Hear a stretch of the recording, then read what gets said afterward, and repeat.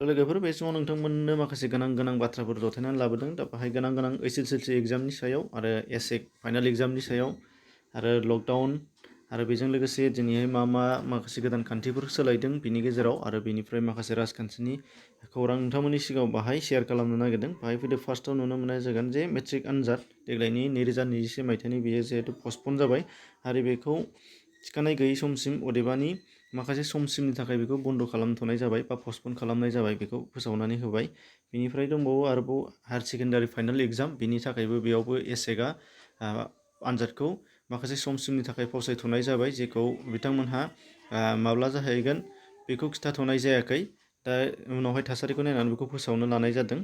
बेनिफ्राय नेक्स्टआव दङ चिरां जिल्लायाव एसएससिआ फोसावनानै होबाय जे क' थाखोनिफ्राय थाखो 5 सिम अदेबानि एलपि सेक्सन बे एलपि सेक्सन बा लवार प्राइमारि सेक्सनखौ बन्द खालामथ'नाय जाबाय फैगौ 15 साननि थाखाय अदेबानि बियो 19 मेसिम थाहैगोन। बे 19 मेसिमहालागै बेखौ फावसायथ'नाय जादों।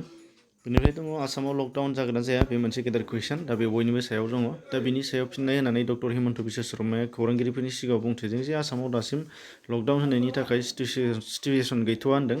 कमप्लिट अल आसाम लकडाउन होनायनि थाखाय बे जाथ'वा होनदों। अदेबानि जाय जायगायाव कभिड केसखौ बांसिन बा मेक्सिमाम थाखोनि मोननाय जादों बेफोरखौल' कन्टेनमेन्ट जन हिसाबै फोसावनो लानाय थिरांथा लाथ'दों होनदों। दा बेखायनो बाव अल आसाम मालाबाबो लकडाउन जाथ'नाय नङा दासिम बेखौ बिथांमोना फोसावदों। अदेबानि सरकार दानायनि उनाव बेखौ बिथांमोनहा थि खालामगोन बेखौबो बिथांमोना फोरमायनानै होदों।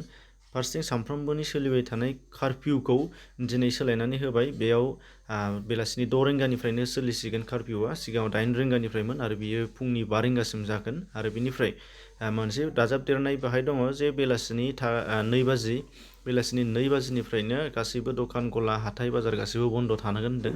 दा बेनिफ्राय आरो मोनसे बाथ्राया जादों आरोबाव आसामाव बिधान सभा बिसायख'थिनि जिहेतु रिजाल्ट होखांबाय। रिजाल्ट होखांनायनि उनाव दा सरकार बानायनांसिगौमोन आरो जोंनाव गोबां बयनिबो गोसोआव सोंथि दङ सरकार माला दागोन दा बेखौ फैगौ 5 अदेबानि गाबोन दा बेनि उनावहाय आरोबाव 24 घन्टा फोसावबावबाय अदेबानि साननै थाहैबावबाय सिगाङाव दिनैनिफ्राय दानिफ्राय लायोबा बेखायनो 24 घन्टा फावसायबावनाय जाबाय होनदों। बाहाय मानो होनबा मिरुनि दैदेनगिरिफोरा बैयाव आसामाव फैनानै बेखौ थि खालामफैगोन होनदों बिबान राननाय एबा सरकार दानाय हाबाफारियाव। नाथाय सोलाबथ'नाय नङा गाबोननि थाखाय मानो होनबा बेंगल बिसायख'थिनि दाङाबाजिखौ लानानै बेयाव बेस्थ' थागोन होनदों बेखायनो फैनो हानाय नङा बेखौ बिथाङा फोसावना होदों। नोंथांमोना डिसक्रिपसनाव लिंक मोनगोन खोनासंनो हागोन।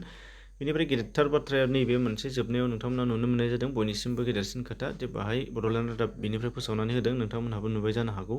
दा बेहाय दङ इउपिपिएल राजखान्थियारि हान्जायाव बिपिएफ राजखान्थियारि हान्जानि MCLA आगुनि बारग'इन देबि बिथां बिसावरायग्रा बिथाङा दिनै हाबफैबाय होनदों। स्क्रिनशट नोंथांमोननो दिन्थिनानै होनाय जादों।